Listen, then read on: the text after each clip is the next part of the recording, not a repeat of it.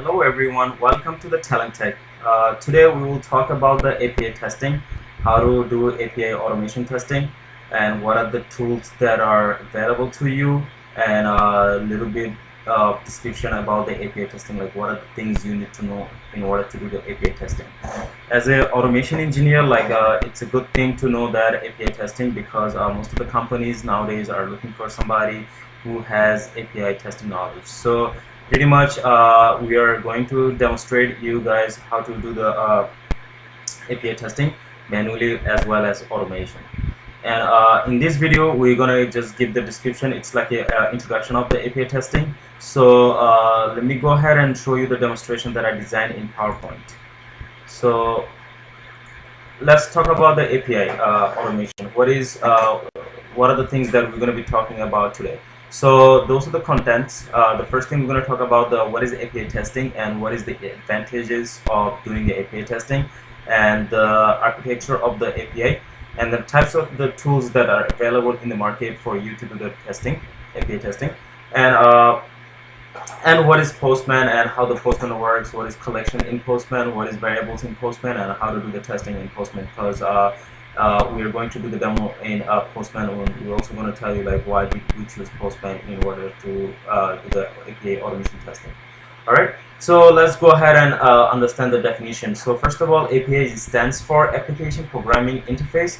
API testing is nothing but it's a test that does behind the scene, pretty much like it's nothing has to do with the UI. For example, like when you do a testing using the Selenium, like you go ahead and open a browser and do your testing. So it's completely different than what you're doing with the Selenium. It's pretty much like your application is under construction, or like your UI is not ready to test. You still can go ahead and do your testing through the API, right? And this is the booklet definition. If you want, you can go ahead and read it. And the advantage of the API testing is the first one, the major important advantage for API testing is it tests of core functionality. That means what? It helps you to expose the small errors that can become a larger problem during the GUI testing. So like it does capture the small mistakes during the API testing, where you can make those mistakes in the Selenium test. And time effective, it saves lots of time.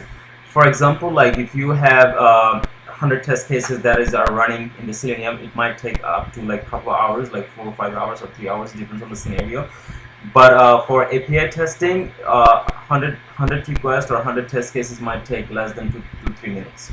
Okay, and the test quality, like what happened with the API testing, as I said, as I mentioned earlier, like that if your front end is not ready, but your back end is ready, pretty much like that database is hooked up, like back end job is done, you can go ahead and do the testing. So when you start testing your application ahead of time before the user interface is ready, you're gonna find the bug sooner, and that can be fixed and tested before before UI is ready. So pretty much like it's gonna give you good quality of the software. Second thing, it finds all the errors in your Q environment or dev environments. And second thing is it finds a lot of bugs sooner is when you do the continuation integration. Like for example, as I said, Selenium test might take 100 test cases to execute, or it might take 2 to 3 hours, where API testing might take only 2 to 3 minutes, right? So what happened is like developer, what it does right now in these days, they take the Selenium, the API script and put into their development pipeline, which means like they run whenever they do a commit, when they do a changes into the dev work, they connect the API automation script into the development pipeline. So whenever they do a build, is go ahead and do the continuation integration testing for you. So you find the bug sooner, and as soon as find the bug, and developer go ahead and fix the bug, QA go ahead and test. So it gives you like overall the process, it gives you a best quality of the software, like your software become healthier, right? And the fourth one is like fasting release. So if the testing doesn't take too much time, then of course the release is going to go smoother and faster, right? So pretty much API testing also helps you to do the release faster than you can imagine.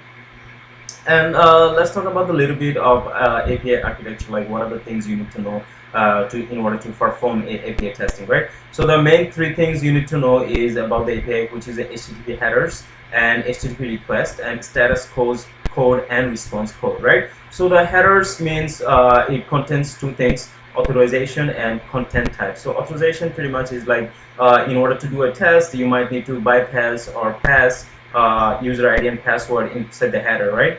And you also need to confirm, you need to tell the system like whether you returning the response code you are returning or the request you are sending, what are the content type. Like for example, currently like we are using either JSON or XML, right? So those are the two content types that are we are currently widely using it, right? So you need to also specify the content type in your headers while you're doing the testing. And the main thing is HTTP requests, right? So those are like the four methods that can be done through the API testing, which is a post, put, get, and delete, right? So post means like when you're creating a new entity. Post will help you to create something new.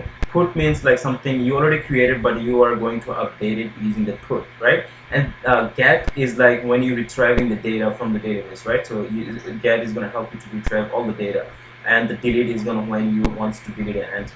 So those are the four things that you will be doing it, and those are the four major things HTTP requests or HTTP methods are being used for API testing, right? And the next slide is we're talking about the types of the tools for API testing. What are the tools that are available in the market for you to do the testing? So Postman helps you to do the manual testing as well as automation testing, right? And the second thing is a risk line. Risk line, it's only used for manual testing. And then SOAP UI, it's an automation, which is a very old tool, which is like fancy. You need to pay for it, and then you need to have Whistler file and stuff like that, which is like very big mess. Back in the days, people used to use the SOAP UI very widely. And then there is a poster, which is an add-on, like you go ahead and you do your test. And then Rest Assured, which is like it's like goes to, you can write code using Java, and then Rest Assured is just the Java client. One of the clients that you can use for the API testing, which is like you need to know a lot of coding, right? And then Swagger, it's good tools to do the manual testing, and also Swagger helps the product managers or product people who are gathering the information or requirements for you. So Swagger also being used in a lot of companies nowadays to write the requirements, okay? And you can do a little bit of testing in Swagger, like manual testing, right? So the reason we chose Postman is because you can do both testing, manual testing, and as well as automation. Second thing is free, and the third is generate the HTML report for you at the end. And you also have ability to run your Postman inside the command prompt as well. So out of all these tools, like I think the Postman is one of the best tools. It's free. You can do both manual or automation testing. You can share the collections. You can do a lot of stuff. And in our future videos, we're going to show you like what are the things you can be done through the Postman, right? So let's look at the next slide, which is talking about how to install the Postman. Postman is nothing but an add-on in the Google Chrome. So you're going to go ahead and Google Chrome, you're just going to go to the extension and then add a tools called search for a tool called Postman, and that's it. And once it's installed in your Chrome, you're just going to launch it as an application, right? And how the Postman works, so this is the steps that you need to know about the Postman, like in order to make a call, API call. So those are the things available, like as we talked about in the previous slides. Those are the HTTP request or method like get, put, post. You need to select one of these, then you need to fill up those information in the header, and then you set the body, and then you send the calls, right? So you will be knowing these things after a couple of videos, like after this. So this is the introduction video. So the next video is going to be about the post request, and then we're going to make one video for get, put, and one for delete, right? And so on. So just look at the next videos for more information how the Postman works, and then how to do the collections, what is collection means, and how you're going to import or export the collections, and how you're going to set up the environment variables, why you do need to set up the environment variables, and how you're going to do actual testing using the Postman, like how you're going to make the automation testing versus how you're going to do the manual testing. So in our next video, we will be showing all those three things, right? And pretty much it. So look for the next video, and we will talk about the post method in Postman. Okay. So thank you for watching this video. If you have any questions, please subscribe, write, comment, and subscribe these channels to the others, so that people can go ahead and learn how to do the API testing, automation, and as well as manually. Okay. Thank you. Have a nice day.